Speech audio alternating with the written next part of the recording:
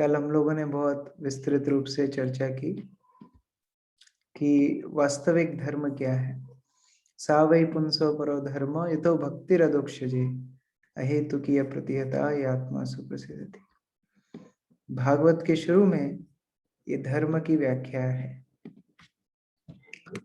लेकिन हम लोगों के जीवन में ये भी जानना जरूरी है कि धर्म क्या नहीं है, क्योंकि कई बार धर्म के नाम पर हम सब लोग बहुत सारी टिप्पणियां सुनते हैं, बहुत सारे लोगों को बहुत कुछ बोलते हुए सुनते हैं, और उस अवस्था में हम लोग कंफ्यूज हो जाते हैं। कई बार तो जो उपदेश दे रहा होता है वही क्लियर नहीं होता है कि वो क्या बोल रहा है। जैसे शास्त्रों में एक श्लोक है, धर्म उपदेश समय सर्वेभ्योपि पंडिता। जब धर्म की उपदेश करने की बारी आती है, धर्म के बारे में बताने की बारी आती है, तो सभी पंडित व्यक्ति हैं, सभी महाज्ञानी बन जाते हैं। लेकिन तत्र अनुष्ठान समये मुनयोपि न पंडिता। जब उसको पालन करने की बात आती है तो मुनि भी पंडित नहीं रह जाते, वो भी भूल जाते हैं।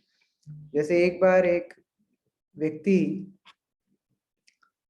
प्रवचन दे रहा था कि बैंगन नहीं खाना चाहिए, बैंगन खाने से बड़ा विकार होता है, बहुत बीमारी होती है, बहुत मुश्किल होती है।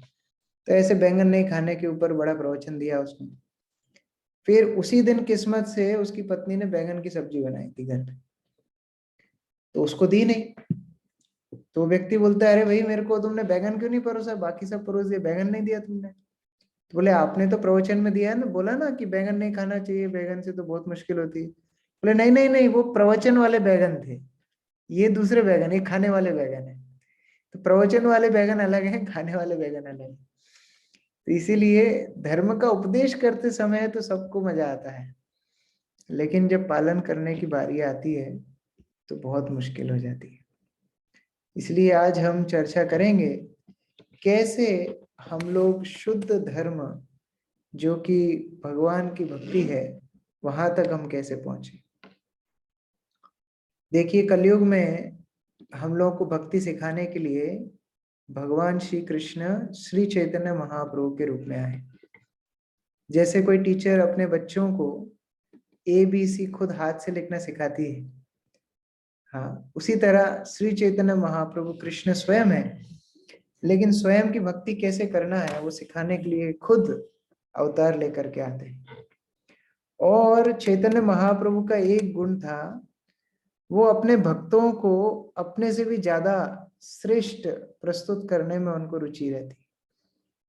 तो उनके एक बहुत ही नियर और डियर, बहुत ही निकटतम भक्त थे रामानंद राय। ये रामानंद राय अर्जुन के अवतार थे। कृष्ण के अवतार कौन है? श्री चैतन्य महाप्रभु। अर्जुन के अवतार थे रामानंद राय। तो हम लोग जानते हैं द्वापर युग में श्री कृष्ण ने अर्जुन को भगवत गीता का ज्ञान दिया। अभी कलयुग में चैतन्य महाप्रभु देखना चाहते थे कि रामानंद राय जो खुद अर्जुन है, कितना उनने समझा गीता का पाठ। तो इसीलिए उन्होंने अभी चैतन्य महाप्रभु ने रोल चेंज कर लिया। अभी वाइवा सेशन चालू हुआ है। वाइवा सेशन में क्या होता है, टीचर पूछती है और स्टूडेंट को आंसर देना होता है। टीचर देखती है कितना समझा है, कितना याद करा है। तो उसी तरीके से चैतन्य महाप्रभु रामानंद राय को पूछ रहे हैं कि बताओ धर्म क्या है, व्यक्तियों के लिए उनके जीवन का उद्देश्य क्या है, what is the goal of life, क्या उद्देश्य है जीवन का, क्या गंतव्य है। ये चैतन्य महाप्रभु किसको पूछे हैं? रामानंद राय से। रामानंद राय चैतन्य महाप्रभु के चरणों में गिर जाते हैं, बोलते हैं भाई आप साक्षात नारायण हैं, आप साक्षात कृष्ण हैं, मैं आपका सेवक, मैं आपको कैसे बता सकता हूँ, आपसे सब कुछ ज्ञान आता है, सारे ज्ञान के स्रोत क्या है? श्री कृष्ण। सारे वैदिक शास्त्र उनकी सेवा करते हैं।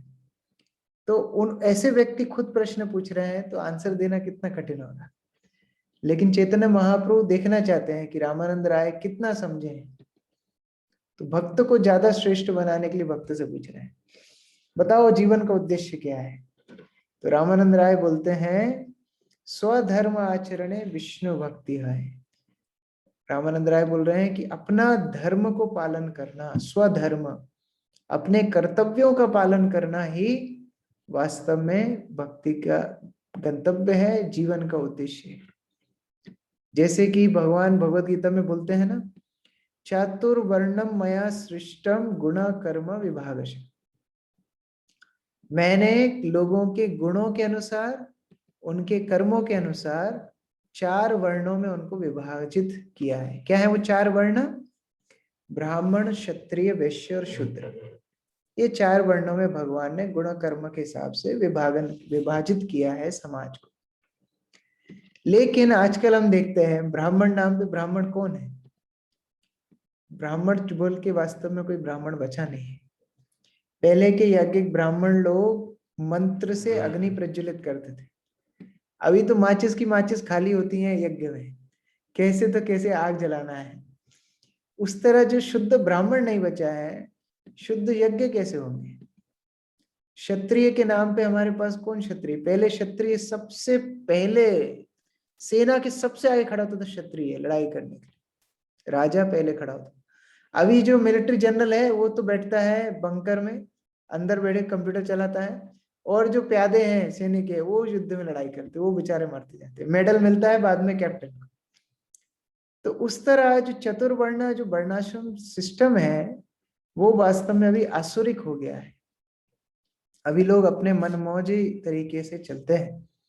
तो ये वर्णाश्रम को पालन करना कैसे संभव है? धर्म बहुत सारे बना लिए लोगों ने, उनको पालन करना बहुत मुश्किल है। अंधविश्वास को वास्तव में धर्म का नाम दे दिया है।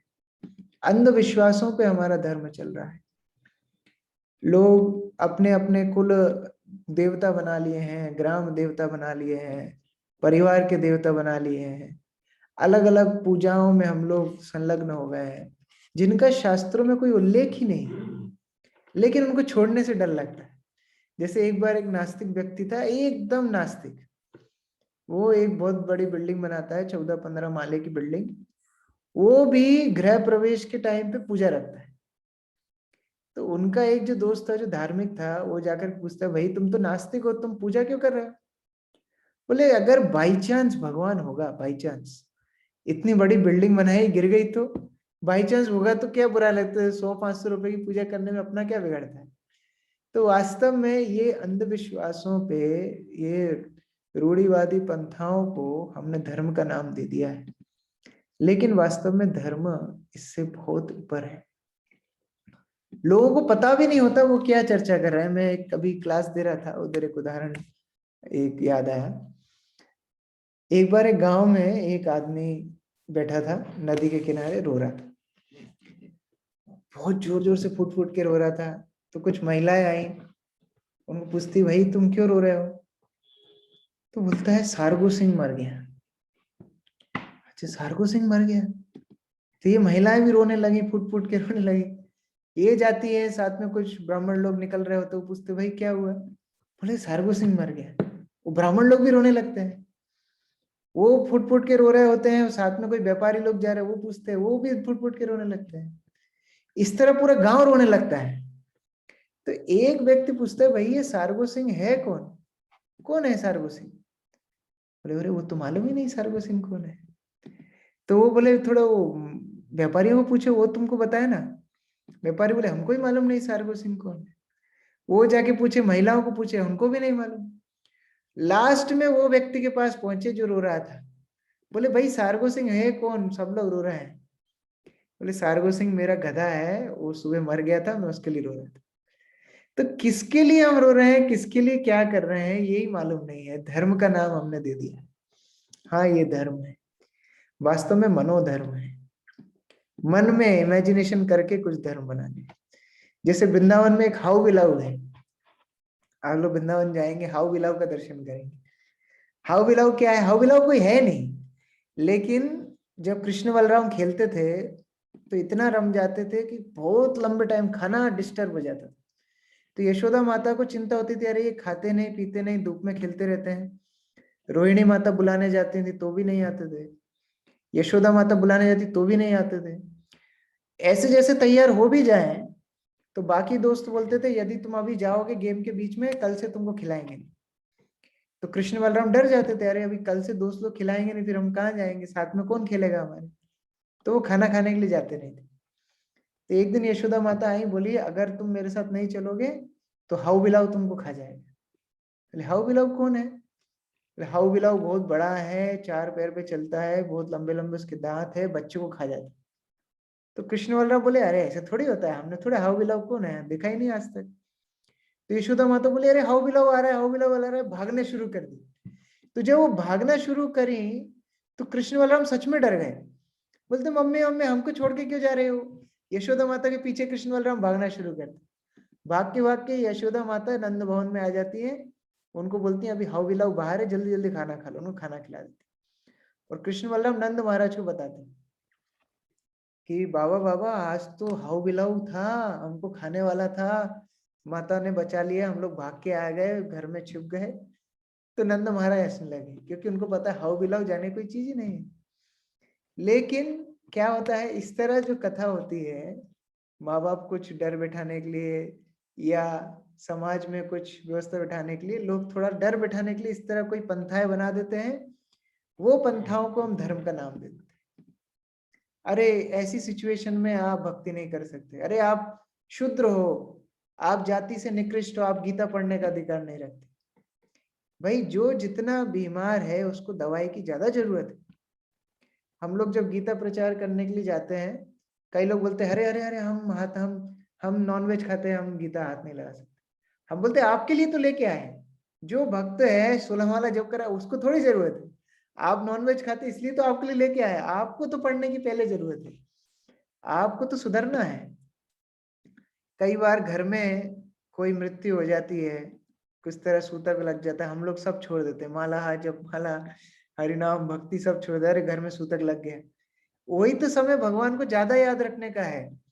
जब कोई आदमी मरता है क्या बोलते हैं हम, आरती उठाते तो क्या बोलते हैं, राम नाम सत्य है। तो इसका मतलब बाकी सब झूठ है, बाकी सब झूठ है, केवल राम नाम ही सत्य है। तो जब मरने के साथ साथ भगवान राम का नाम लेते हैं तो सूतक में भगवान का नाम जब क्यों नहीं कर सकते। ये चीज हमको खुद को प्रश्न पूछना चाहिए। जब भीष्म पितामह अपना शरीर छोड़ रहे थे, सामने कौन खड़ा था? आप लोग महाभारत जानते हैं। भीष्म पितामह जब अपना शरीर छोड़ रहे थे, शेष उसमें बाणों की शैया पे लेटे हुए थे, सामने कौन खड़ा था? साक्षात श्री कृष्ण खड़े थे। तो यदि अपवित्र स्थिति में भगवान को स्मरण नहीं किया जा सकता तो वहां तो भीष्म पितामह की मृत्यु हो रही है, भगवान स्वयं खड़े। और चैतन्य महाप्रभु की लीला में आप देखेंगे, चैतन्य महाप्रभु के एक बहुत ही घनिष्ठ अंतरंग पार्षद थे हरिदास ठाकुर। ये हरिदास ठाकुर का जन्म एक मुसलमान परिवार में हुआ था, इसलिए अपने आप को बहुत दीनहीन पतित समझते थे। बोलते थे म्लेच्छ परिवार में मेरा जन्म हुआ है।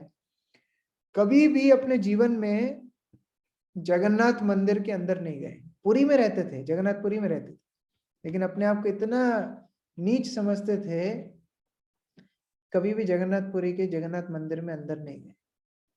यहाँ तक को मंदिर के पास में भी नहीं जाते थे कि कोई पुजारी का कभी टच हो जाएगा तो वो अपवित्र हो जाएगा। इस तरह डर से कभी हरिदास ठाकुर मंदिर के पास में भी नहीं जाते। लेकिन एक दिन में कितना जप करते थे, किसको याद है? एक दिन में हरिदास ठाकुर कितना जप करते थे? जगदीश प्रभु 192 राउंड। 192 राउंड्स मतलब कितना होता है? 192 राउंड्स मतलब 3 लाख। 3 लाख जप। ठीक है, मान लीजिए आप 16 माला करते हैं, 16 माला में कितना टाइम लगता है? 2 आवर्स। 2 घंटे लगते हैं। 32 माला में कितना टाइम लगेगा? 4 घंटे। 64 माला में कितना लगेगा? 8 घंटा। 8 घंटे। 192 मतलब होता है 64 का 3 गुना। तो 8 का 3 गुना कितना होगा? 24 घंटा। तो मतलब 24 घंटे नाम लेते थे, हरि नाम लेते थे, और कोई काम नहीं करते। इतना भगवान नाम के प्रति प्रेम है, इतना हरि नाम के प्रति उनका स्वाद है 192 माला रोज, एक दिन 2 दिन नहीं, नित्य रूप से सालों साल 192 माला जप करते थे हरिदास ठाकुर। और वो हरिदास ठाकुर जब बूढ़े हो गए, चैतन्य महाप्रभु के पास संदेश गया, उनके जो सेवक थे चैतन्य महाप्रभु, उनके साथ गोविंद के साथ महाप्रभु डेली प्रसाद भेजते थे हरिदास ठाकुर, क्योंकि वो जगन्नाथ मंदिर में नहीं जाते थे, तो जगन्नाथ भगवान उनके लिए प्रसाद भेजते थे। तो एक दिन ऐसे हरिदास ठाकुर बहुत बूढ़े हो गए थे, बीमार थे, लेटे हुए थे, बोलते मैं प्रसाद नहीं ले सकता हूँ। क्यों नहीं ले सकता हूँ? क्योंकि मैंने अभी अपना जप पूरा नहीं किया है। अरे भाई, जो 24 घंटे जप करता है उसका जप पूरा होते होते नेक्स्ट दिन लग जाएगा, फिर दोबारा जप करेगा। तो जिसका जब हमारा जब पूरा कब, हमारा जब पहले तो हम खाएंगे पिएंगे। क्या कहावत है, क्या है, भूखे पेट ना भजे गोपाला, क्या इस तरह कोई कहावत है। खाली पेट भगवान का भजन नहीं होता, इस तरह कहावत है। तो हमारे तो ये सिद्धांत है, पहले खाओ पियो दबा के, फिर देखेंगे कब क्या है, भगवान का नाम लेना है कि नहीं लेना बाद में डिसाइड करेंगे। हमारे भगवान के प्रति आसक्ति क्या है, बंदर की एकादशी जैसे।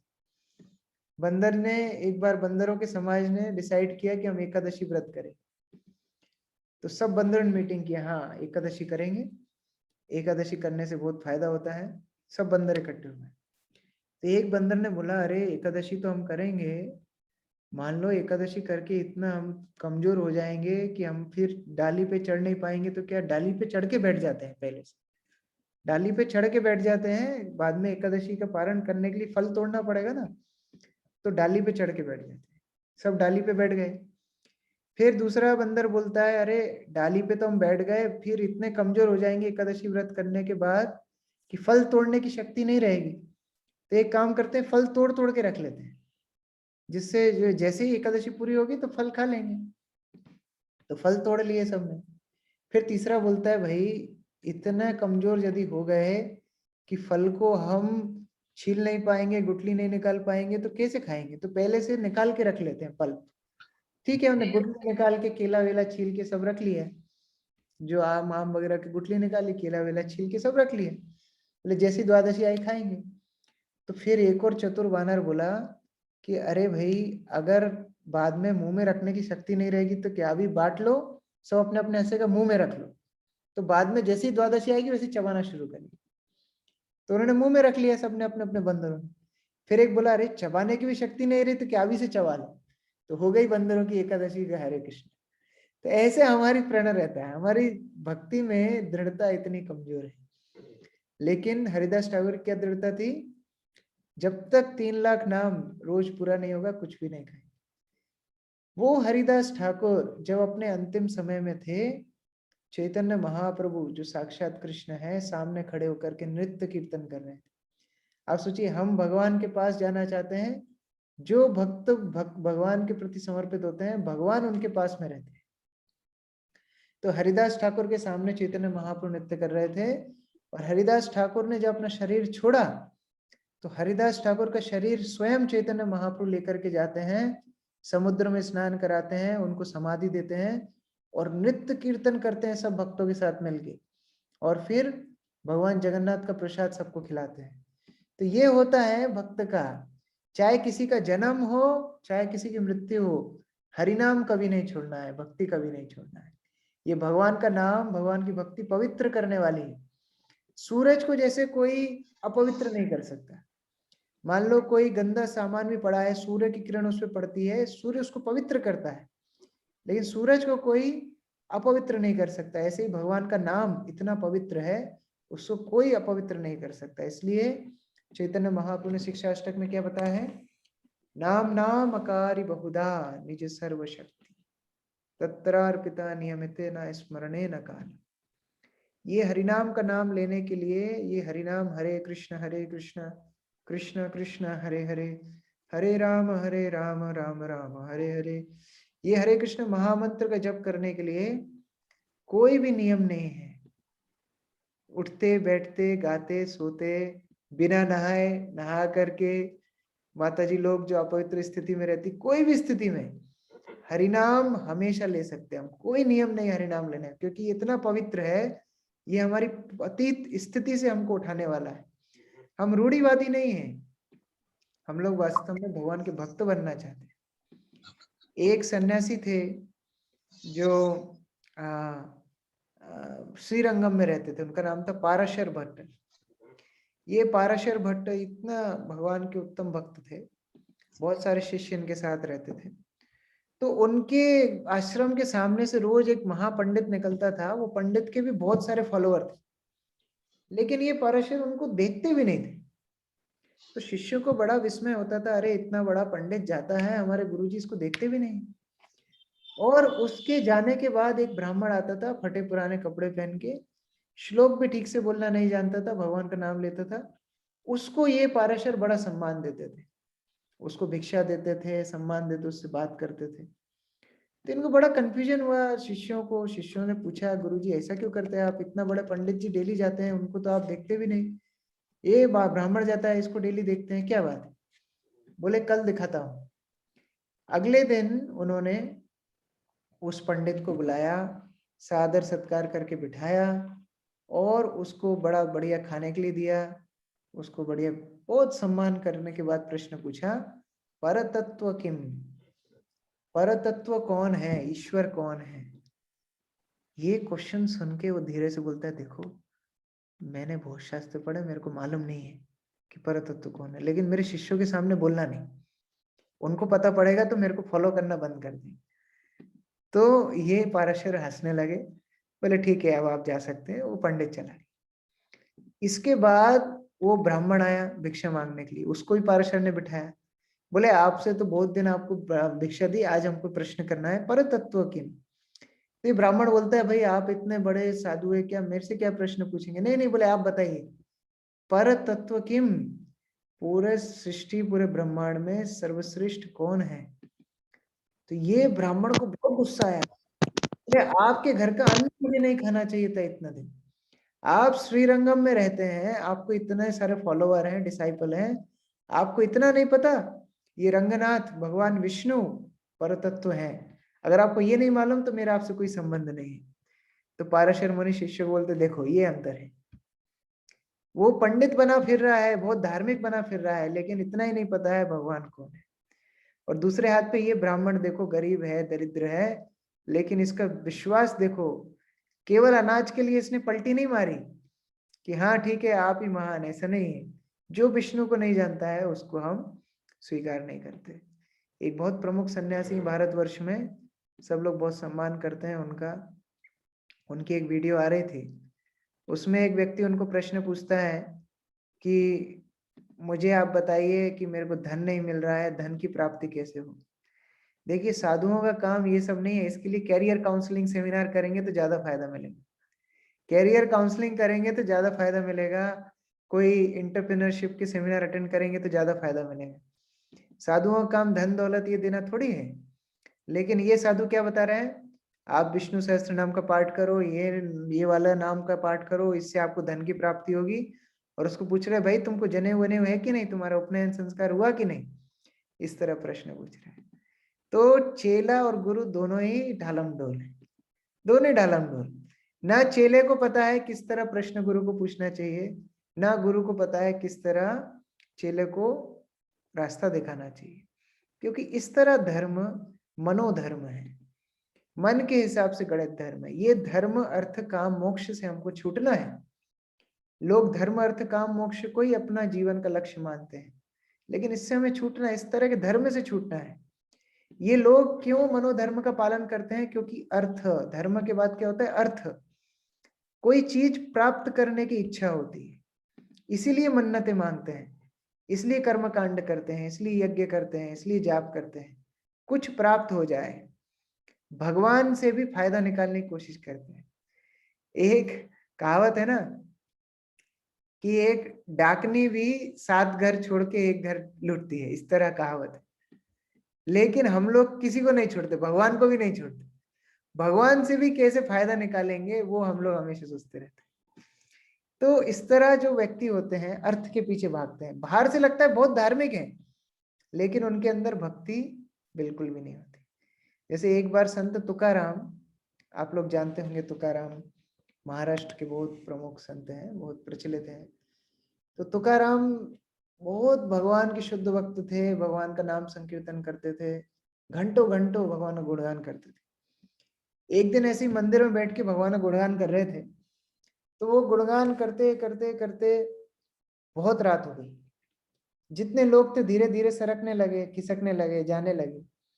जैसे मानो 1 घंटा क्लास चले तो कुछ लोग रहेंगे, 2 घंटा चले कुछ कम हो जाएंगे, फिर और 4 घंटा चले कौन रहेगा, शायद बैकुंठ प्रभु अकेले रहेंगे, फिर बाद में बैकुंठ प्रभु भी गायब हो जाएंगे।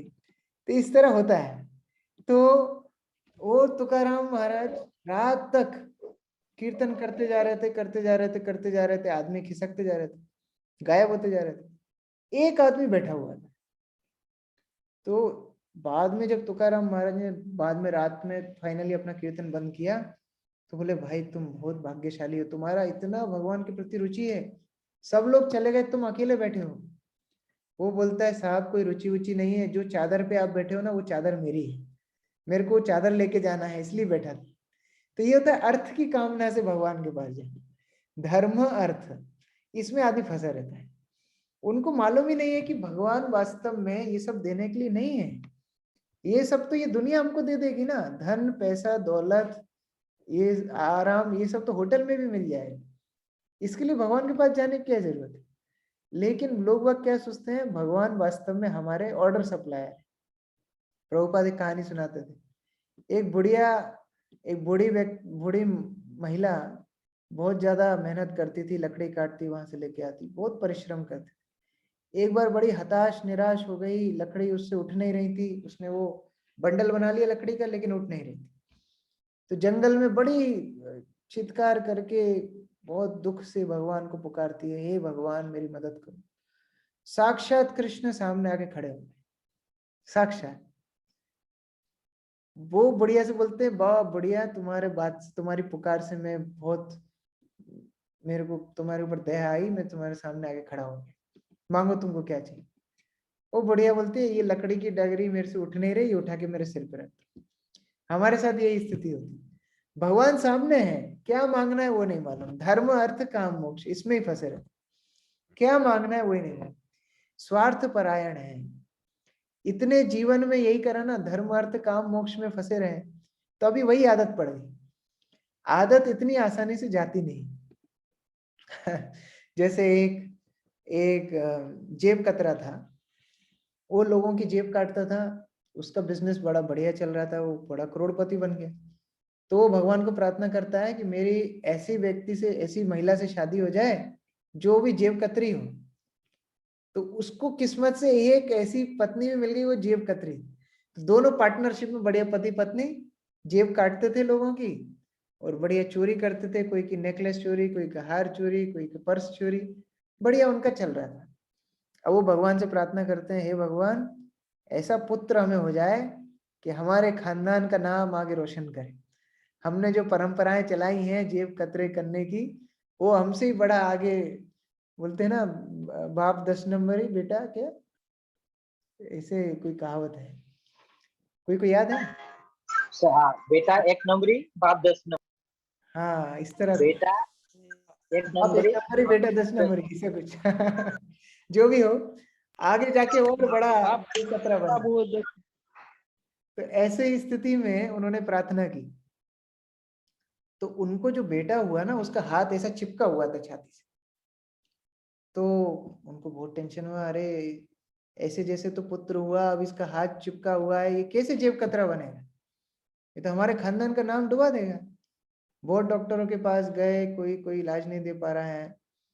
फिर एक बाबा के पास गए, वो बाबा ने थोड़ा कुंडली उंडली देखी, बोला अरे ये तो बहुत बड़ा जेब कतरा है, आपके खानदान का नाम बहुत ऊपर लेके जाएगा, ये तो एकदम मतलब पैदाइशी जेब कतरा है। एक काम कीजिए, आप इसके सामने एक बहुत कीमती हार पहले बनवाइए हीरे जवाहरात का, जैसे ही सामने रखेंगे ये उसके ऊपर झपटा मारेगा, इसका हाथ खुल जाएगा।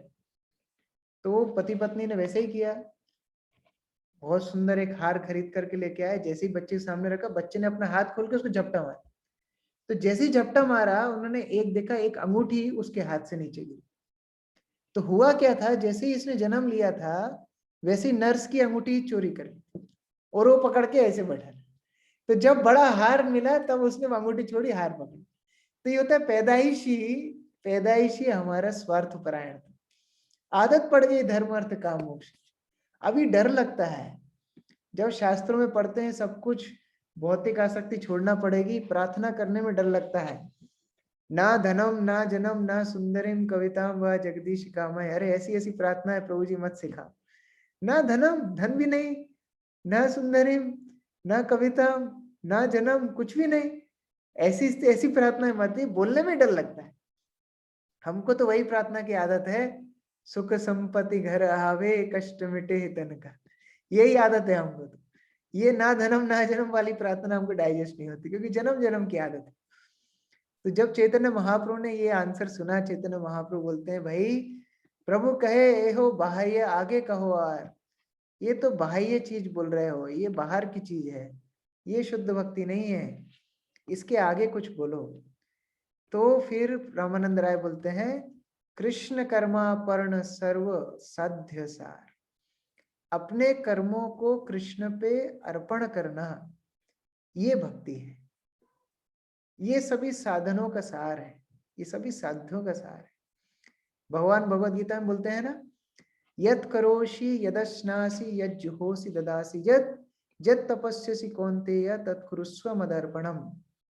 जो भी तुम करते हो, जो भी तुम खाते हो, जो भी तुम पूजा करते हो, दान करते हो, तपस्या करते हो, सब कुछ कैसे करो, तत्कुरुस्व मद अर्पणम, मुझे अर्पित करके करो। तो इसमें भी रिस्क है, क्योंकि इसमें भी अहम भाव है। मैं कर रहा हूं, यत करोषि, मुझे जो पसंद है वो करूंगा, मैं कर रहा हूं, मैं भगवान को दे रहा हूं। भगवान को यदि मैं नहीं दूंगा तो भगवान को मंदिर में कुछ होगा नहीं। जैसे भगवान कृष्ण ने जब गोवर्धन पर्वत उठाया था, तो मधुमंगल आदि गोपगण ने क्या किया था, अपनी अपनी लाठी लगा ली थी, और वो बोलते हैं कि देखो हम लाठी से वास्तव में गोवर्धन को रोक के रखे हैं। ये कन्हैया ने ऐसी उंगली पकड़ा है, लेकिन वास्तव में गोवर्धन को हम सब ने भी हेल्प कर रहे हैं ना, इसलिए उठा रखा है। तो कृष्ण ने बोला श्योर, बोले हाँ श्योर, तुम्हारे अंदर इतनी शक्ति थोड़ी है, हम सबने लाठी लगा रखी है इसलिए गोवर्धन झूल रहा है, तुम अकेले, तुम में बस की थोड़ी है तुम गोवर्धन को उठाओ। तो कृष्ण ने थोड़ा सा नीचे किया, जब थोड़ा सा नीचे किया तो गोवर्धन नीचे आया, चट चट चट करके सारी लाठी टूट गई। तो बोलते अरे लाला कन्हैया कन्हैया कन्हैया कन्हैया, अरे हाँ बोलो तुम्हारी लाठी क्या हुआ। बोले नहीं नहीं नहीं नहीं, तुम ही उठा रहे हो, हम नहीं उठा रहे, तुम ही उठा रहे हो। तो इस तरह हमारी स्थिति, यद करोषि यदश्नासि अच्छा है, लेकिन उसमें भी अहम भाव है, मैं कर रहा हूं। और बाद में व्यक्ति क्या करता है, खुद को ही सब कुछ मानने लगता है। ये अहम भाव को छोड़ना है।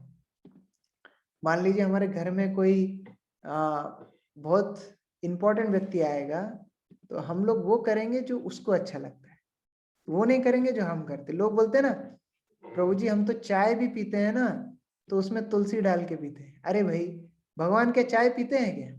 भगवान तुमको बोले चाय पीते हैं? भगवान क्या बोलते हैं, पत्रम पुष्पम फलम तोयम, वो भगवान स्वीकार करते हैं। आप चाय पीते हैं उसमें तुलसी डाल के, तो ये तो हो गया अपना अपना स्वार्थ सिद्ध करने के लिए धर्म का आड़ लेना, तो वो धर्म नहीं होता है। तो चैतन्य महाप्रभु इसको भी रिजेक्ट कर दिए। चैतन्य महाप्रभु बोलते हैं, प्रभु कहे एहो भाई आगे कहो और, इसके आगे कुछ बताओ, ये भी बाहर का है, ये भी बाहर की रूप से धर्म दिखता है, लेकिन पूर्ण रूप से साधन नहीं है, आगे कुछ बताओ।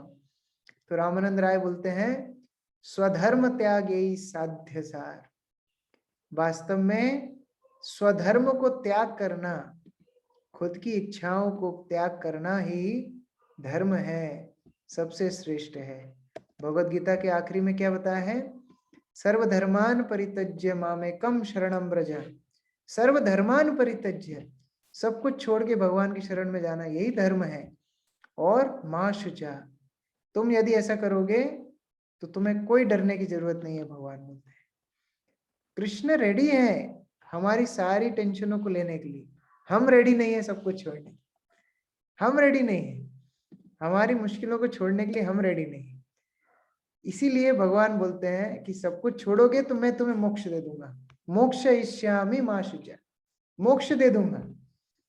लेकिन फिर भी वो धर्म अर्थ काम मोक्ष में ही तो हो गया, ये संसार से छूटना भी शुद्ध भक्ति नहीं है। क्योंकि यदि भगवान हमें इस संसार में रखना चाहते हैं और यदि हम इससे छूटना चाहते हैं तो ये भी स्वार्थ परायणता होगी। इसलिए चैतन्य महाप्रभु बोलते हैं, प्रभु कहे एहो भाई आगे कहो, और ये भी दूर का चीज है, इससे आगे कहो कुछ, इससे भी आगे है कुछ, इससे भी इंपॉर्टेंट कुछ है। राय कहे ज्ञान मिश्र भक्ति साध्य सार। रामानंद राय बोलते हैं, कर्मों को छोड़ने से ज्यादा बड़ा है ज्ञान मिश्र भक्ति। जो भक्ति में ज्ञान हो, ज्ञान से भक्ति कर रहा है, उसको मालूम है कि ये दुनिया उसको सुख नहीं दे सकती, सेवा तो करता है भगवान की, लेकिन मुक्त होना चाहता है, निर्वाण चाहता है। इतना परेशान हो जाते हैं हम दुनिया से, हम बोलते हैं भगवान इससे अच्छा तो मुक्ति मिल जाए। तो उस तरह की स्थिति भी ठीक है, धर्म के नाम पे हम बोल सकते हैं धर्म है, लेकिन श्रेष्ठ धर्म नहीं है। जैसे हम लोग जानते हैं भागवत में कर्दम मुनि भगवान के भक्त थे, उनके घर में कपिल देव का अवतार हुआ। कपिल मुनि भगवान के अवतार हैं, उनका अवतार कर्दम मुनि के। उनकी माता का नाम था देवहूति, पिता का नाम था कर्दम। जब कपिल मुनि का अवतार हुआ तो कर्दम मुनि उनकी परिक्रमा करके या जंगल में चले। देखो, घर में भगवान का अवतार हुआ है, फिर भी मुक्ति की अभिलाषा में कहाँ चले गए? जंगल चले गए। रिजल्ट क्या हुआ? भागवत का उपदेश कपिल मुनि ने देवहूति को दिया।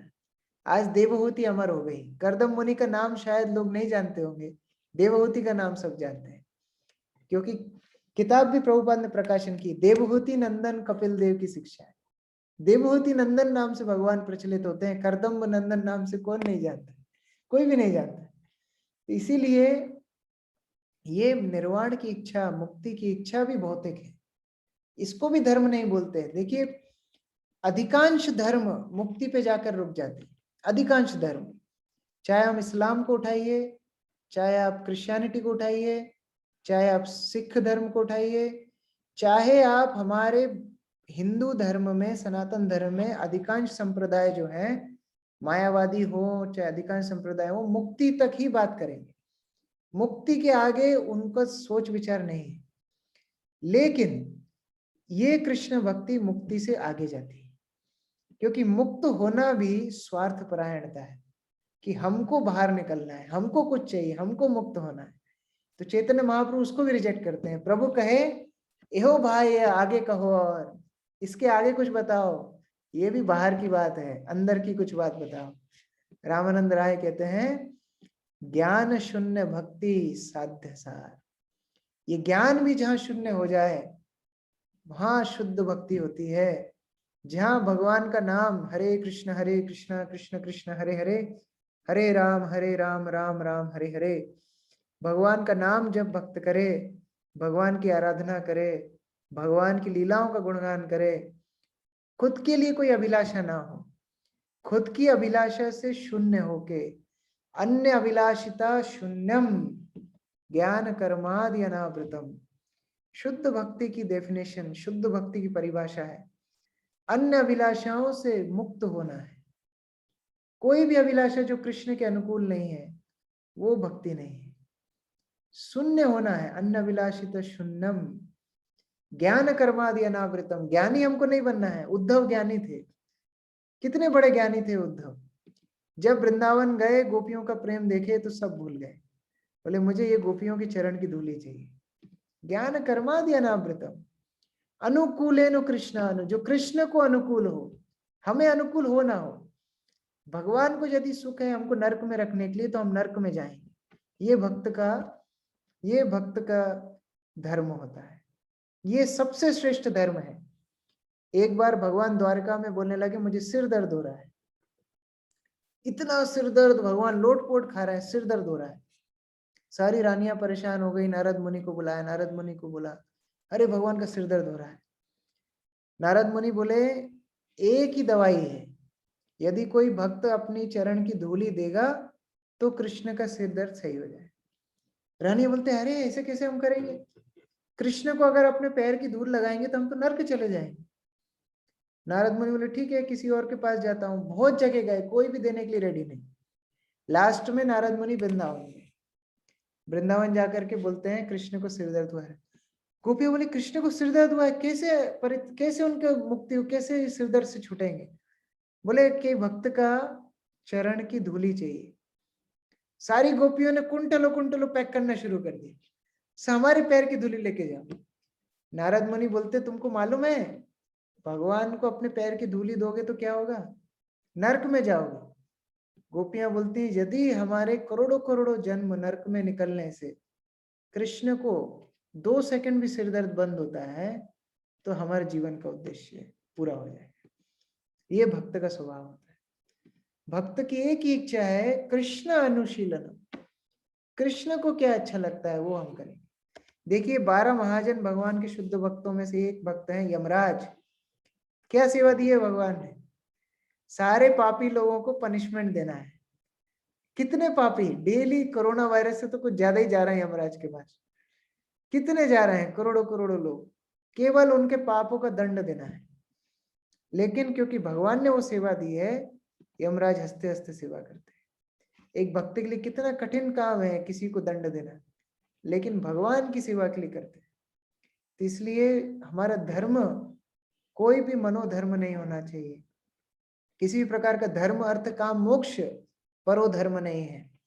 धर्म का अर्थ केवल एक है कृष्ण अनुशीलन, अनुकूल कृष्ण के अनुकूल जो हो वो धर्म है। और भागवत में बहुत सुंदर श्लोक के साथ ये धर्म की परिभाषा दी जाती है। धर्म सुनिश्चिता पुंसाम विश्वक्सेन कथा सुयत न उत्पादयति रतिम श्रम एव ही केवलम। ये श्लोक आप सबको याद होना चाहिए। श्रीमद् भागवत प्रथम स्कंद 2 अध्याय में ये श्लोक है। धर्म सुनिश्चिता पुंसाम विश्वक्सेन कथा सुयत। धर्म क्या है? धर्म वो है जो हमें भगवान कृष्ण के बारे में और आसक्ति बढ़ाए, भगवान कृष्ण के प्रति और ज्यादा प्रेम, और ज्यादा रति, और ज्यादा आसक्ति हमारी बढ़े। यदि ऐसी कोई भी क्रिया ना उत्पाद यति रतिम, ना उत्पाद, उत्पाद मतलब किसी चीज की उत्पादन, ना उत्पाद यदि रतिम, ये रति को जो उत्पादित नहीं कर पाता है, श्रम एव ही केवलम, फालतू का मेहनत है। श्रम एव ही केवलम, केवल वो व्यक्ति मेहनत करे जा रहा है, पाठों पे पाठ करा जा रहा है, सप्ताह करा जा रहा है, अनुष्ठान कर रहा है, यज्ञ कर रहा है, व्रत कर रहा है, बड़े बड़ी चट्टानों पे चढ़ रहा है, तीर्थ भ्रमण कर रहा है, लेकिन अगर उसकी रति, उसकी आसक्ति भगवान की कथा सुनने में ना बढ़े, भगवान का नाम जप करने में ना बढ़े, तो वो क्या है? श्रम एव ही केवलम। तो जब भी हम किसी व्यक्ति को देखते हैं, हाँ ये धार्मिक है, पहले ये श्लोक याद करना पड़ेगा, ये श्लोक को याद करना पड़ेगा कि क्या उसकी रति, क्या आसक्ति भगवान के प्रति बढ़ रही है? नहीं बढ़ रही है तो वो धर्म नहीं है। उस धर्म को हमको रिजेक्ट कर देना है। और सच्चा धर्म वो है जो हमें कृष्ण से प्रेम करना सिखाए, जो हमें कृष्ण के आसक्त बनाए। देखिए प्रभुपाद जी अमेरिका गए, जो लोगों को कृष्ण राम के बारे में कुछ पता नहीं था, भागवत गीता ये कुछ भी मालूम नहीं था, उन लोगों को भी कृष्ण के प्रति आसक्त बना दिए। किस तरह आसक्त बना दिए कि वो भक्त लोग दिन में 14-14 घंटे, 16-16 घंटे नॉन स्टॉप भगवान का नाम मृदंग बजा करके हरिनाम, रोड सड़क पे हरिनाम करते थे, भगवत गीता का वितरण करते थे। आज हम लोग कितना समय दे पाएंगे? आप सोचिए, एक दिन में 14 से 16 घंटा नॉन स्टॉप बाहर जा करके मृदंग करताल बजा करके लोगों को हरिनाम बताना, भगवत गीता बांटना, इस तरह रति, इस तरह आसक्ति भगवान के प्रति जो प्रभुपाद ने लोगों को दी, वो वास्तव में धर्म का वास्तविक स्वरूप है। नहीं तो बाकी अनुष्ठान करने से क्या फायदा है? लोग जब प्रभुपाद के शिष्य वृंदावन में आए, एक मंदिर में गए, बहुत प्रमुख मंदिर है, वहां के पंडे लोग प्रभुपाद के शिष्यों को चिढ़ाने लगे, बोलते हैं कि तुम लोग बहुत नीच कुल में जन्म लिए हो, विदेशी हो, ऐसे जैसे तुम्हें स्वामी जी ने हरे कृष्ण महामंत्र सिखा दिया, अच्छे से भक्ति करो जिससे अगले जन्म में तुमको वृंदावन में जन्म मिलेगा। तो भक्त लोग जाकर के प्रभुपाद को बताए कि प्रभुपाद जी ऐसा ऐसा हमको वृंदावन में बोला कि आप लोग बहुत भाग्यशाली हो, अच्छे से भक्ति करो जिससे अगले जन्म में तुमको वृंदावन में वास मिलेगा। प्रभुपाद बोले अगर अगली बार तुम उनको मिलोगे तो बोलना कि आप लोग बहुत भाग्यशाली हैं कि वृंदावन में आपका जन्म हुआ है और आप भगवान के विग्रहों की सेवा कर रहे हैं। अच्छे से सेवा करो जिससे अगले जन्म तुमको इस्कॉन में मिले और तुम भगवत गीता का प्रचार गांव गांव शहर शहर में कर पाओ। तो ये होता है असली धर्म, जो लोगों के अंदर कृष्ण भक्ति, कृष्ण के प्रति रुचि, कृष्ण के प्रति आसक्ति बढ़ाए। प्रभुपाद जी अगर वृंदावन में बैठ जाते तो हम लोग कृष्ण भक्ति कहाँ से मिलती? किसी को तो त्याग करना पड़ेगा, किसी को तो आगे बढ़ना पड़ेगा। यही वास्तविक धर्म है। हम लोग सब अपने अपने जीवन में खुश हो जाएंगे, हाँ हम बहुत धार्मिक है, हम तिलक लगाते हैं, हम धोती कुर्ता पहनते हैं, ये वास्तविक धर्म नहीं है। खुद के जीवन को सार्थक करना है, कृष्ण के प्रति आसक्त होके जन्म सार्थक करी और फिर कर परोपकार, दूसरों को कृष्ण भक्ति में आगे बढ़ाना है। ये वास्तविक धर्म है, ये चैतन्य महाप्रभु की इच्छा है, ये कृष्ण की इच्छा है। तो इस तरह जब हम करना सीख जाएंगे तो वास्तविक धर्म की परिभाषा अपने जीवन में सार्थक रूप से अपना पाएंगे। हरे कृष्ण। जगत गुरु शिल प्रभुपाद की जय। ग्रंथराज श्रीमद् भागवतम की जय। निताई गौर प्रेमानंदे हरि हरि बोल। हरे कृष्ण। किसी का कोई प्रश्न है या कोई कुछ पॉइंट शेयर करना चाहते हैं तो कर सकते हैं।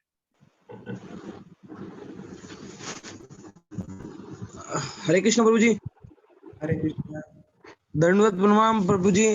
प्रभु जी मेरा एक क्वेश्चन था, जैसे आपने बोला अगर किसी घर में सुआ सूतक है या कुछ भी है, किसी की मृत्यु हुई है, फिर भी अगर हमें हरि नाम जप करना चाहिए।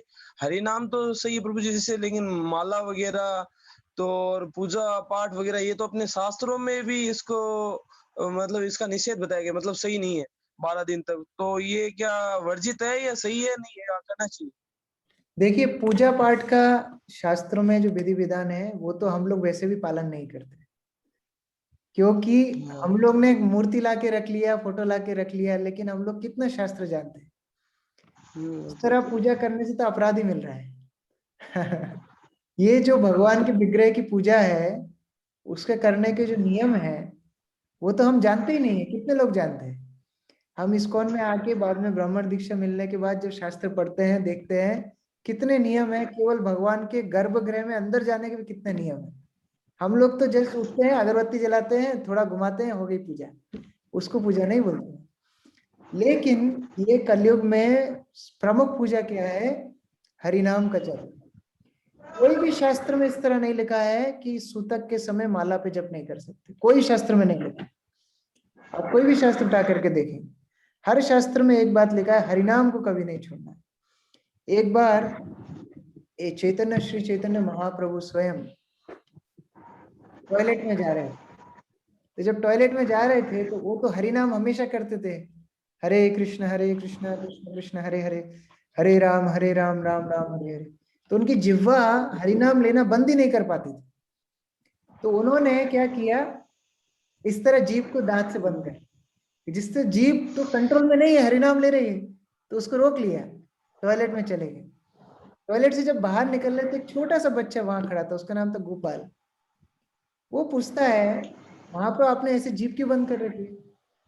तो वो बोले कि वास्तव में मैं इतना हरिनाम के प्रति आसक्त हूँ कि बाथरूम में हरिनाम ले रहा हूँ तो मेरी जीभ कंट्रोल में नहीं, इसलिए मैं बंद कर रहा हूँ, क्योंकि अपवित्र स्थान में भगवान का नाम नहीं लेना चाहिए। तो वो गोपाल बोलता है कि अगर किसी की मृत्यु बाथरूम में हो गई तो क्या करेगा? बाथरूम में किसी की मृत्यु तो क्या करेगा? हरिनाम लेना चाहिए नहीं लेना चाहिए? तब चैतन्य महाप्रभु बोलते हैं वास्तव में तुम गोपाल, तुम छोटे हो लेकिन तुम गुरु हो। उस दिन से उस गोपाल का नाम पड़ गया गोपाल गुरु। तो इसलिए कब किस सिचुएशन में हमारी मृत्यु होगी कोई भरोसा नहीं। दूसरा व्यक्ति गया है, उसके सूतक हम बना रहे हैं, हमारा मृत्यु उस समय हो गया तो दूसरा व्यक्ति तो गया, वो तो दूसरे शरीर में गया, हमारा मृत्यु अभी हो गया तो। इसलिए कभी भी हरिनाम नहीं, किसी भी स्थिति में हरिनाम नहीं। ठीक है। ठीक है प्रभु जी, बहुत बहुत धन्यवाद प्रभु जी, दंडवत प्रणाम आपको। हरि बोल।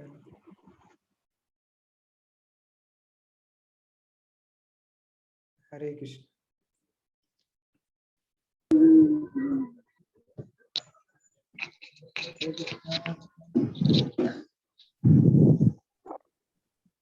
हरे कृष्णा प्रभु जी, दंडवत प्रणाम। प्रणाम। प्रभु जी, आज का तो लेक्चर और भी बहुत अच्छा था, मतलब आई ओपनिंग हम बोल सकते हैं, जिससे हमारी आंखें खुली और बहुत सारी चीजें हमको सहायता भी मिलेगी प्रचार में इससे। प्रभु एक मेरा प्रश्न है, जैसे मतलब हम लोग ने देखा है कि हम लोग भगवान का जाते, जैसे आपने बुढ़िया वाला जो स्टोरी बताया कि उसका लकड़े का जो वो लकड़ा इकट्ठा करते और भगवान को पुकारते और भगवान ने क्या तो बोलते कि लकड़ा मेरे को उठा कर दे दो। तो हम लोग भी आजकल वही करते हैं। तो प्रभु एक्चुअल में जो भक्त होता है उसको भगवान के प्रति क्या प्रार्थनाएं होनी चाहिए? एक्चुअल में हमारा क्या मूड होना चाहिए? उसको क्या प्रार्थना करनी चाहिए भगवान से हमेशा? चैतन्य महाप्रभु ने हमको सबसे श्रेष्ठ प्रार्थना दी है, शिक्षाष्टकम। वो शिक्षाष्टकम प्रार्थना छोड़ के कोई भी सर्वश्रेष्ठ प्रार्थना नहीं है। ये सारी शिक्षाओं में सब अमृत समान है शिक्षाष्टक। तो इसलिए हम लोग सबको शिक्षाष्टक याद करना चाहिए। जिन लोगों के पास नहीं है, वैकुंठ प्रभु से आप ले सकते हैं। शिक्षाष्टक प्रार्थना याद करके रोज जब के पहले आप शिक्षाष्टक कर सकते हैं। इससे बड़ी प्रार्थना और कुछ नहीं। और हरे कृष्ण महामंत्र तो खुद ही प्रार्थना है। हरे कृष्ण महामंत्र क्या प्रार्थना है? हे राधा रानी, हे कृष्ण, मुझे आपकी सेवा में लगाइए। भक्त केवल इतना ही मांगता है, कैसे मैं आपकी सेवा में लगाऊंगा। ये हरे कृष्ण महामंत्र का मतलब ही यही है। तो हरे कृष्ण कृष्ण कृष्ण हरे हरे, हरे राम राम राम हरे हरे, जब ये महामंत्र बोलते हैं यही प्रार्थना है। तो इसलिए अलग से कोई प्रार्थना बना के बोलेंगे उसमें रिस्क हो सकती है। आचार्य लोग की प्रार्थना एज इट इज रिपीट करना है, हरे कृष्ण महामंत्र बोलना है, शिक्षाष्टक प्रार्थना करना है, बस। हम लोग तिरुपति बालाजी गए थे, वहां अलग अलग लोग कितनी मन्नतें मांगते हैं।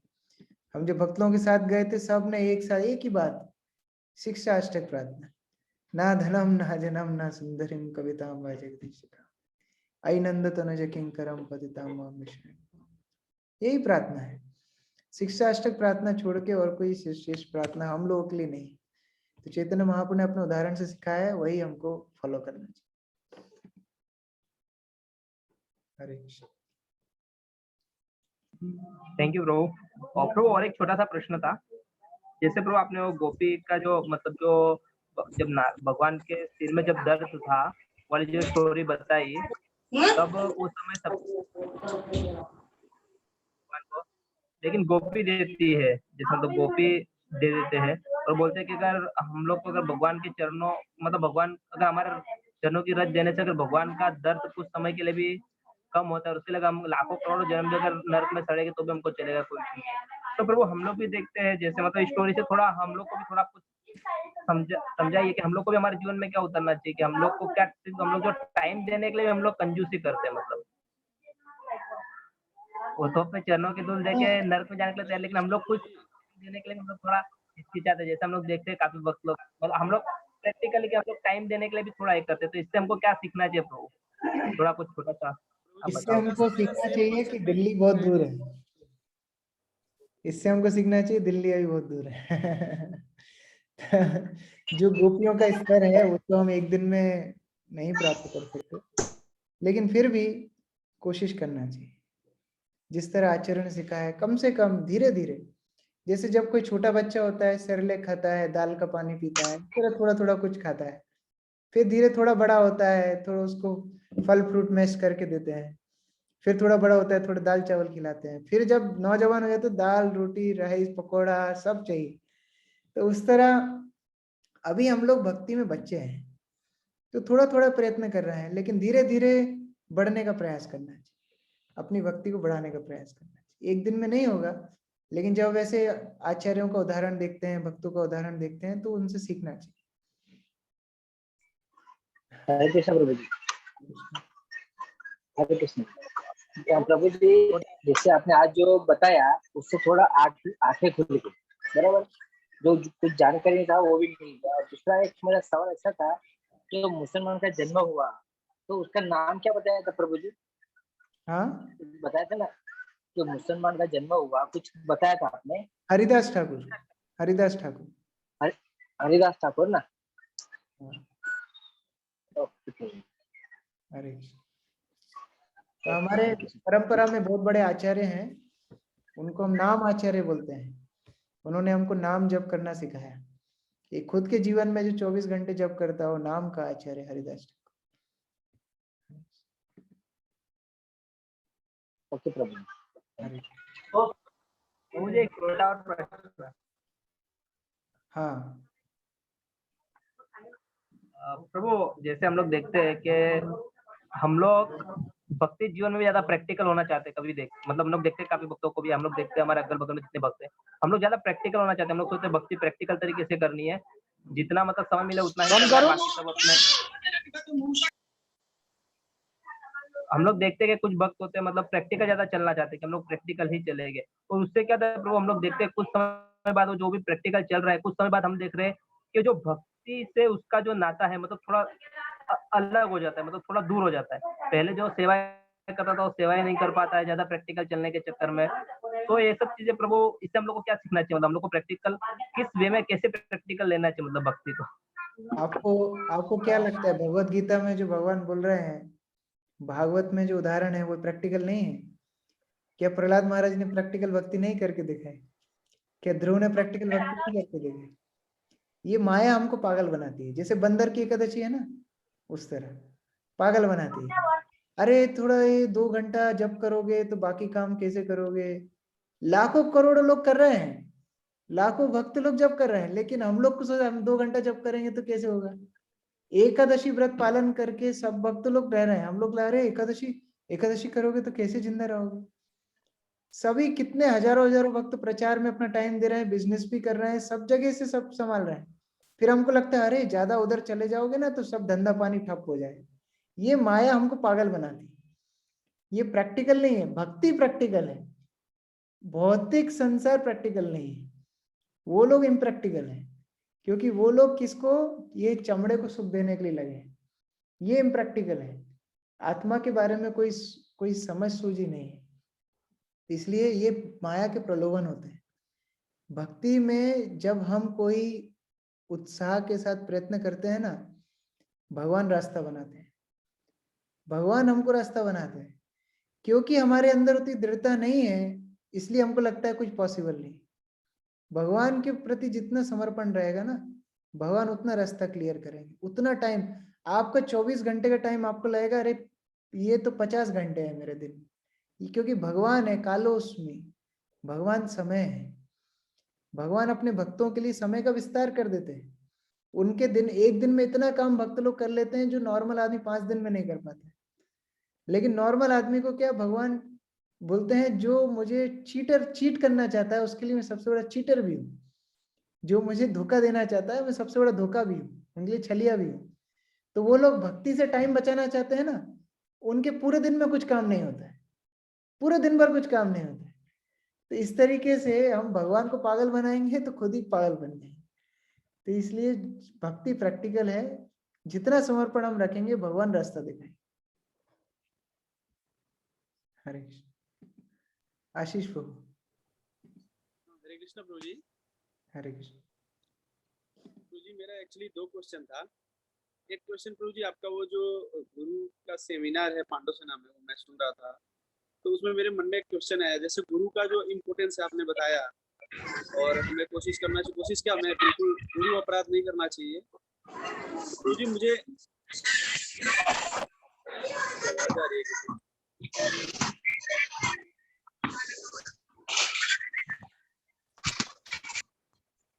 जयेश प्रभु आप म्यूट करिए ना, नहीं तो मेरे पास से आवाज डबल जाएगा, क्योंकि मेरा हाँ बोलिए। साउंड चालू। हाँ तो प्रभु जी मैं ये सोच रहा था, जैसे कई बार क्या होता है, जैसे अभी मैं प्रैक्टिकली अपना बताऊं तो जैसे बैकुंठ प्रभु हैं, हमारे शिक्षा गुरु हैं, और उन्होंने हमें कुछ सेवा दे रखी है कि आपको ये सेवा करनी है। और सेवा में कई बार क्या होता है प्रभु जी, बैकुंठ प्रभु ने कुछ बोला कि हम ऐसा कुछ करेंगे, जैसे नया आइडिया कुछ निकालते हैं, और फिर मुझे अगर उसमें ऐसा लगे कि नहीं ये चीज शायद नहीं कर सकते, या फिर अच्छा रहेगा, मतलब अपना सजेशन देते हैं, तो प्रभु जी वो चीज करना चाहिए या नहीं करना चाहिए? क्योंकि एक डर लगता है कि हमारे शिक्षा गुरु हैं, तो ये चीज करना चाहिए कि नहीं करना चाहिए? प्रभु जी मेरे दिमाग में बहुत बार आता है, जैसे कोई भी सीनियर भक्त अगर कुछ बोलते हैं और उस समय मुझे फीलिंग आती है कि ये चीज शायद हमारे लिए ठीक नहीं है या फिर कुछ भी, और वो चीज सजेशन मुझे खुल के देना चाहिए कि शांत रहना चाहिए कि नहीं हमारे सीनियर है तो उन्होंने अच्छा ही सोचा होगा, क्या करना चाहिए मुझे? सजेशन दे सकते हैं लेकिन विनम्रता के साथ। जैसे रामायण में विभीषण श्री रामचंद्र को सजेशन दे रहे हैं कि मेघनाथ कैसे मरेगा, रावण कैसे मरेगा, अलग अलग सजेशन दे रहे हैं, लेकिन बहुत विनम्रता के साथ, दास्य भाव के साथ। उस सजेशन से अटैच नहीं रहना चाहिए, उसके साथ आसक्ति नहीं होना चाहिए। मान लो बाद में आपके शिक्षा गुरु वो सजेशन नहीं मानेंगे तो फिर बुरा भी नहीं लगना चाहिए। अगर वो स्थिति है तो सजेशन दे सकते लेकिन समस्या क्या होती है, हम उसके साथ इतने आसक्त हो जाते हैं, बाद में फिर अपराध कर बैठते हैं। अरे इतना अच्छा सजेशन मैंने दिया, इनको कुछ आता नहीं, मैं बता रहा हूँ फिर मान नहीं रहे, इसलिए मुश्किल होती है। तो इसलिए वो अपराध से बचने के लिए सजेशन हम नहीं देते हैं, लेकिन जहाँ ज्यादा जरूरी होगा देना ही है तो बहुत विनम्रता के साथ और आसक्त ना होकर, कि ले भी सकते हैं वो, नहीं भी ले सकते हैं, वो उनके ऊपर है, उस तरह करना चाहिए। एक दूसरा क्वेश्चन ये था प्रभु जी, जैसे अभी कोरोना काल चल रहा है, इस सिचुएशन में प्रभु जी क्या है, जैसे जगदीश प्रभु ने बोला कि कुछ समय बाद हम सब क्या है, जब मिलना जुलना भी नहीं हो पा रहा है, ये जूम पे ऐसे ही मिल रहे हैं, तो पहले प्रैक्टिकली मिलते थे प्रभु जी तो कुछ सोच के कुछ ना कुछ एक्टिविटी करते थे, अभी कुछ हम कर नहीं पा रहे। इस सिचुएशन में प्रभु जी अगर प्रचार की बात की जाए तो प्रैक्टिकली जैसे जगदीश प्रभु ने बोला, प्रैक्टिकली कैसे हम प्रचार करें, इस सिचुएशन में हम क्या कर सकते हैं, वो मुझे अगर सजेस्ट करें प्रभु जी, आप हम लोग कुछ ट्राई करें। वास्तव में देखिए, अलग अलग स्थिति में अलग अलग चुनौतियां आती हैं। जैसे क्या आप कल्पना कर सकते हैं, चैतन्य महाप्रभु के समय मुगल साम्राज्य था, उस समय अपने आप को सनातन धर्म का पालन करने वाला बोलना ही पाप था। वो कन्वर्ट कर देंगे, इतना टैक्स डाल देंगे, ऐसी स्थिति में भी चैतन्य महाप्रभु ने पूरे भारतवर्ष में हरे कृष्ण का प्रचार किया। उससे ज्यादा भीषण परिस्थिति और क्या होगी। कोरोना क्या करेगा, कोरोना तो हम लोग का एटलीस्ट बाह्य रूप से रोका है, लेकिन आप सोचिए मुगल साम्राज्य में कोई अपने आप को हरे कीर्तन करना दूर, अपने आप को सनातन धर्मी बताना, उसको मुगल साम्राज्य या तो उसकी पत्नी को ले जाएगा या उसकी प्रॉपर्टी को दखल कर लेगा या फिर उसको कन्वर्ट कर देगा। इतनी भीषण परिस्थिति में भी चैतन्य महाप्रभु ने पूरे भारतवर्ष में हरे कृष्ण भगवान का प्रचार कर दिया। उन्होंने अपने उदाहरण से ये सिखाया, कोई भी बाह्य स्थिति कृष्ण भावनामृत के प्रचार को नहीं रोक सकती। अभी हम लोग बाहर नहीं जा सकते तो हम ऑनलाइन प्रचार कर सकते हैं। आप लिस्ट निकालिए, लोगों को फोन लगाइए, अलग अलग व्हाट्सएप ग्रुप में आप सेमिनार ऑर्गेनाइज कर सकते हैं। अभी हम जैसे उज्जैन मंदिर से हम लोग अभी समर कैंप अलग अलग ऑर्गेनाइज कर रहे हैं, बच्चों का अलग, कॉलेज का अलग, गृहस्थों का अलग। उसमें 100 200 500 नए लोग आएंगे, उन लोगों को हम हरिनाम कराएंगे, ऑनलाइन जप सेशन कराएंगे।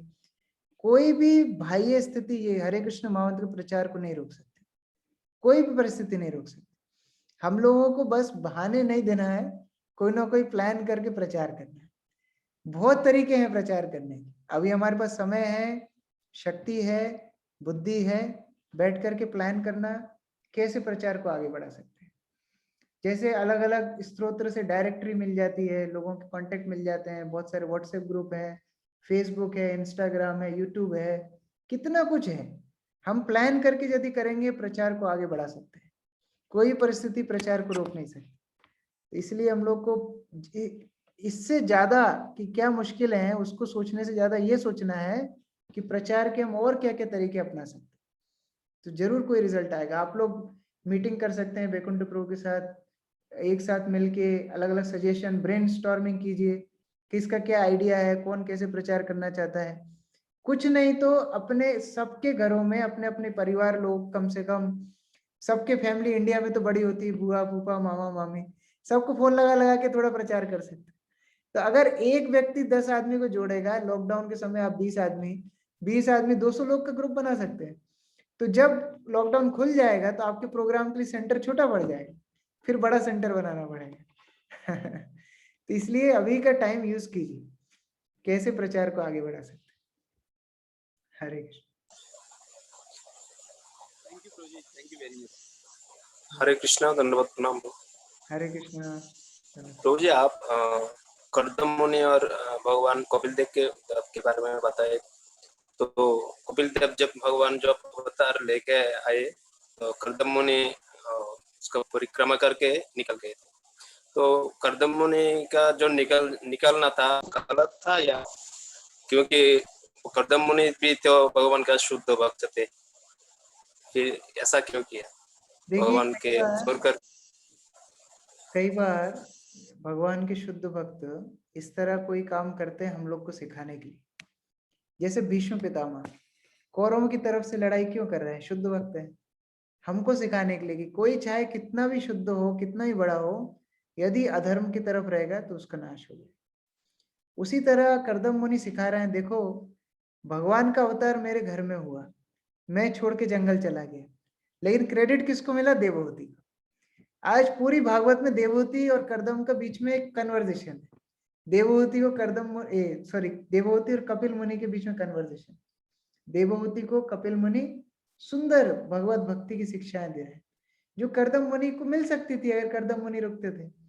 लेकिन भगवान के भक्त अपने उदाहरण से ये सिखाते हैं कि कैसे क्या चीज करना है और क्या चीज नहीं करना है, दोनों ही चीज सिखाते हैं। क्योंकि जब भगवान लीला करते हैं ना, अपने आंतरिक लोगों को लेके लीला करते हैं। आप कोई ड्रामा करेंगे तो आप अपने लोगों को लेके ड्रामा करेंगे, इसलिए भगवान के भक्त वो ड्रामा के पार्ट है। वो हमको सिखाने के लिए ऐसा करते हैं कि देखो अगर मैं रुकता था तो मेरा नाम भी भागवत में बार बार आता था, भगवान मुझे भी बताते थे, लेकिन मैं चला गया, अभी देवहूति को सारा क्रेडिट मिल गया। तो इस तरह उदाहरण प्रस्तुत करने के लिए भक्त लोग ऐसा करते हैं। हरे कृष्ण। हरे कृष्णा प्रभु जी। Thank you sir. Hare Krishna प्रभु जी। हाँ जय श्री प्रभु जी, हेलो प्रभु जी, अपने सुबह मॉर्निंग में भगवान के दर्शन किस तरीके से करना चाहिए? पाँव से करना चाहिए कि ऊपर मस्तक से करना चाहिए? देखिए चैतन्य महाप्रभु ने बहुत सरल पंथा, बहुत सरल उपाय बताया है। जीव जागो गोरा चंद बोले। जैसे ही हम उठेंगे वैसे ही भगवान का नाम लेना है। सबसे पहले हरे कृष्णा कृष्ण कृष्ण हरे हरे, हरे राम राम राम हरे हरे। हो सकता है घर में फोटो हो नहीं हो, हम लोग अंधेरे में हैं उजाले में हैं, कुछ फर्क नहीं पड़ता है। कली काले नाम रूपे कृष्ण अवतार।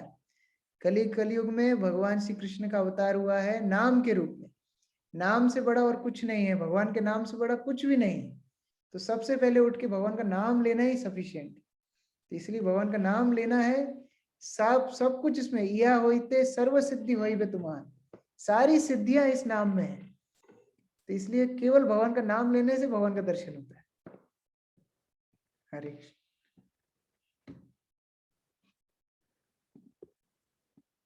ठीक है। हरे कृष्णा प्रभु जी। तो जी बहुत सारे अच्छे काफी पॉइंट्स हैं, बहुत सारे डाउट्स भी क्लियर हुए, और आपने जिस तरीके से वो जो बताया कि मतलब जो स्पेशली जो सूतक वाला जो था और ये जो था, ये काफी लोगों का कंफ्यूजन रहता है। बहुत सारे प्रश्न करते हैं कि स्पेशली उस टाइम में हमको ज्यादा नाम लेना चाहिए और लोग बंद कर देते हैं। इज रियली वो बहुत ज्यादा मतलब इम्पैक्टफुल है कि मतलब हम लोग को लेना ही चाहिए उस टाइम में नाम। थैंक यू, बहुत सारे डाउट्स क्लियर हुए प्रभु जी। आज का लेक्चर बहुत ज्यादा, आप एक्चुअली मेरे को लगता है धर्म क्या है और धर्म जो क्या नहीं है ये जानना ज्यादा जरूरी था। जिस तरह से आपने बताया, एक्चुअली मुझे नेक्स्ट टाइम कभी होगा तो ये राय रामानंद वाला जो आगे भी इसके जो एपिसोड मतलब जो और भी प्रश्न उत्तर है इसके हैं, इसको हम कर सकते हैं। बहुत बढ़िया था। नरेश को हैंड्रेस कर रहे हैं। हरे कृष्णा प्रभु। थैंक यू प्रभु कि आपने बहुत बढ़िया लेक्चर दिया। जैसे आपने शुरुआत में ही आज के सेक्शन में बताया कि जब धर्म का उपदेश देने की बारी आती है तो सभी पंडित बन जाते हैं, मतलब सब आगे हो जाते हैं, और जब उसका पालन करने की बारी आती है तो सब पीछे, मतलब उसके बारे में पालन नहीं कर पाते। तो ये बहुत अच्छा पॉइंट था प्रभु जी। मेरे दो क्वेश्चन है। पहला क्वेश्चन तो ऐसा है कि मैं मेरे लिए खास पूछ रहा हूँ ये कि पूर्ण शरणागति और ये मतलब जो पूर्ण शरण जो बोलते हैं हम, तो किस प्रकार मतलब पूर्ण शरणागति हम कैसे कर सकते हैं प्रभु? और दूसरा क्वेश्चन उसके साथ में बता देता प्रभु कि हमको भगवान की भक्ति करनी है तो डर के करना है कि मतलब भगवान से डरना है, या हमारा जो कर्तव्य है वो समझ के करना है, या फिर आपके हिसाब से आप जो प्रकाश डालेंगे प्रभु उस प्रकार से। हरे कृष्णा प्रभु। देखिए भगवान के ऊपर समर्पण एकदम से नहीं होता है, धीरे धीरे होता है। सबसे पहले तो हम लोग को भगवान के प्रतिनिधि के ऊपर समर्पण करना सीखना है। जो भगवान के भक्त हमें कृष्ण भावनामृत का ज्ञान दे रहे हैं, जो हमारे गुरु वर्ग हैं, उनके प्रति हमें समर्पण करना, भगवान की शिक्षाओं के प्रति समर्पण करना, इनसे हम आगे बढ़ेंगे तब धीरे धीरे धीरे हमारे समर्पण का दायरा बढ़ते हुए भगवान तक पहुंचे। तो धीरे धीरे करना है। दूसरा प्रश्न आपने क्या पूछा था? कि भगवान की भक्ति हमको डर के करना है या फिर हाँ, तो 4 स्तर होते हैं। सबसे नीचे का स्तर होता है डर के मारे, जो मैंने अभी एक उदाहरण दिया था, बिल्डिंग बनाई थी उस व्यक्ति ने, बोला अरे कहीं गिर गई तो पूजा पाठ करो, डर के मारे। उससे थोड़ा ऊपर होता है इच्छाओं के लिए, out of desire. First is fear, then desire. इच्छाओं के लिए हम भक्ति में जाते हैं, अरे ये मन्नत पूरी हो जाए, ये इच्छा पूरी हो जाए, वो इच्छा पूरी हो जाए। जैसे वो लकड़ी का गठरा उठाने की इच्छा पूरी कर दी बुढ़िया की, तो उस तरह आउट ऑफ डिजायर। उससे ऊपर होता है आउट ऑफ ड्यूटी, कह रहे भगवान हमको सब कुछ दे रहे हैं, हमारी ड्यूटी है हम भगवान को प्रणाम करें, भगवान की भक्ति करें, आउट ऑफ ड्यूटी। लेकिन सबसे बेस्ट है आउट ऑफ लव।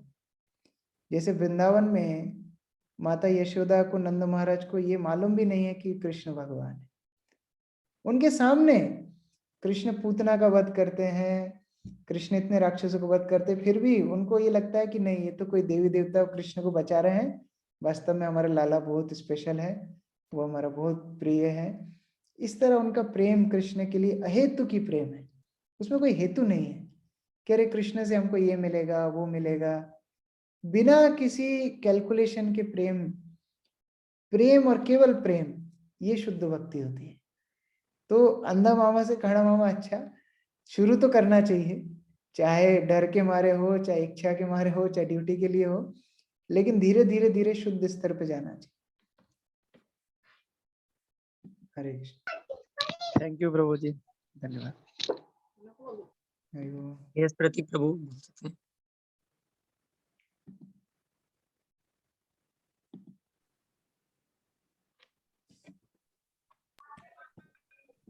हेलो, हाँ बताइए हरे हरे कृष्ण प्रभु।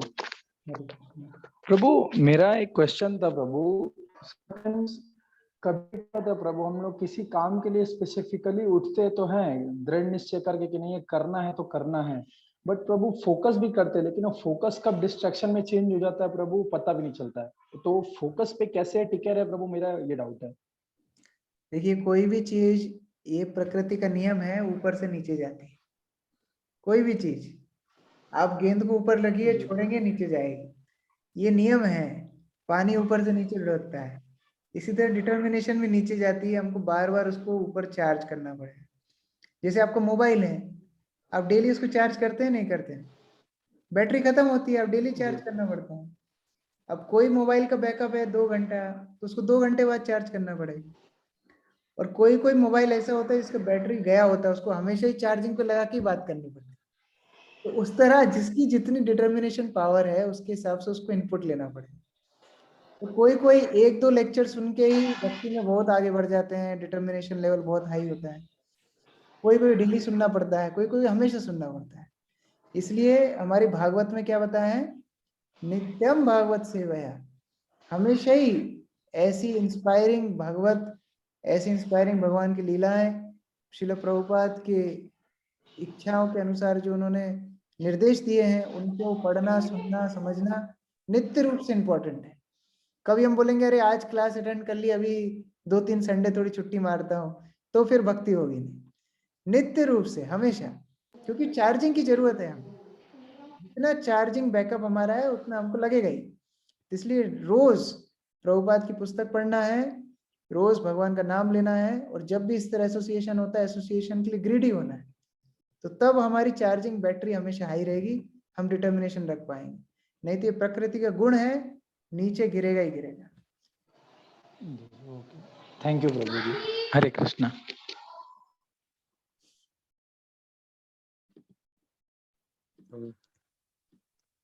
सभी किसी का आई थिंक प्रश्न नहीं है प्रभु जी।